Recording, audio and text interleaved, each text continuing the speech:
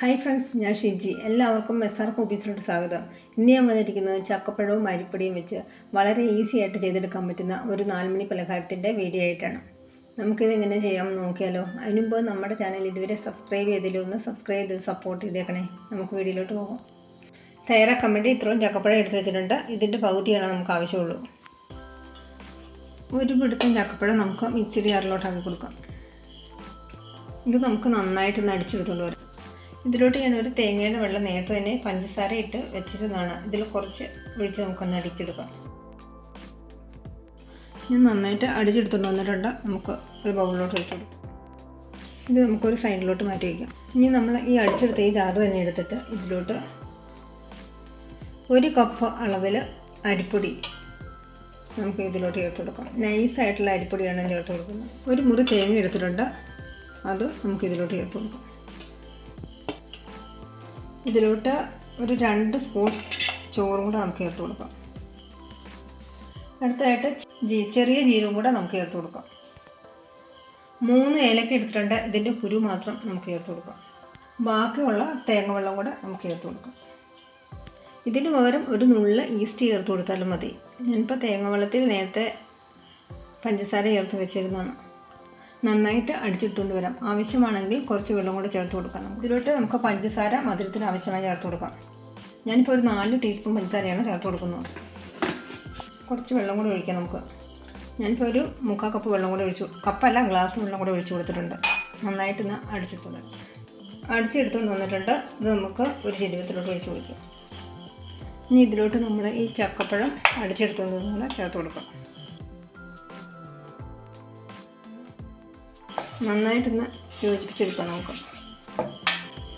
മധുരം ബാലൻസ് ചെയ്യാൻ വേണ്ടി ഒരു നുള്ളു ഉപ്പും കൂടെ ചേർത്തതിന് ശേഷം നമുക്ക് നന്നായി യോജിപ്പിക്കാം.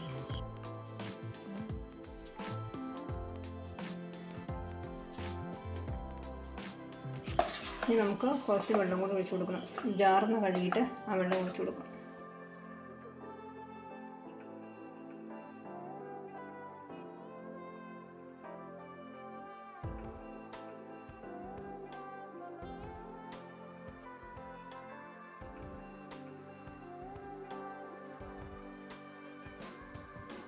ഇത് നന്നായിട്ട് യോജിപ്പിച്ചെടുത്തിട്ടുണ്ട്. ഈ ഒരു തിക്നെസ്സിൽ നമുക്കത് മാറ്റി വെക്കഴിഞ്ഞ് പോകാൻ വേണ്ടി.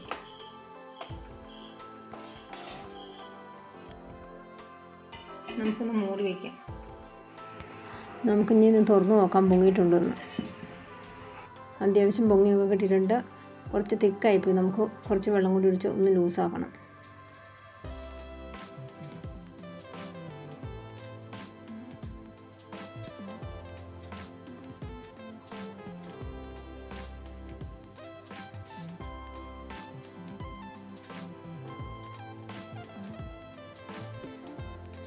ഈ ഒരു തിക്നെസ്സിലാണ് വേണ്ടത്. ഒത്തിരി അങ്ങ് ലൂസാവുകയും വേണ്ട.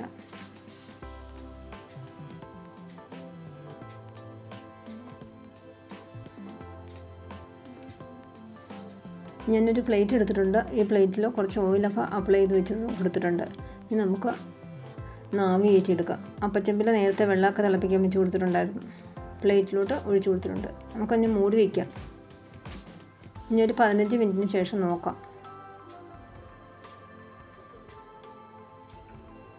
ഞാൻ അതിൻ്റെ ഇടയ്ക്ക് കുറച്ച് മുന്തിരിയും കൂടെ ഇട്ട് കൊടുത്തിട്ടുണ്ടായിരുന്നു. വിരിയിച്ചെടുക്കാം.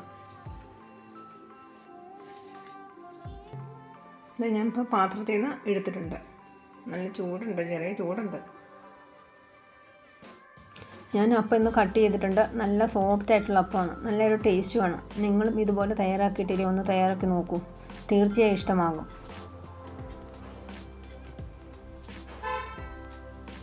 എൻ്റെ വീഡിയോ ഇത്രേ ഉള്ളൂ. വീഡിയോ നിങ്ങൾക്ക് ഇഷ്ടപ്പെട്ട ചാനൽ സബ്സ്ക്രൈബ് ചെയ്യാൻ മറക്കരുത്. അതുകൂടാതെ ലൈക്ക് ചെയ്യാനും ഷെയർ ചെയ്യാനും നിങ്ങളുടെ വിലയേറിയ അഭിപ്രായം കമൻറ്റായി രേഖപ്പെടുത്താനും മറക്കരുത്. അടുത്ത നല്ലൊരു വീഡിയോ ആയിട്ട് നമുക്ക് വീണ്ടും കാണാം. Thanks for watching.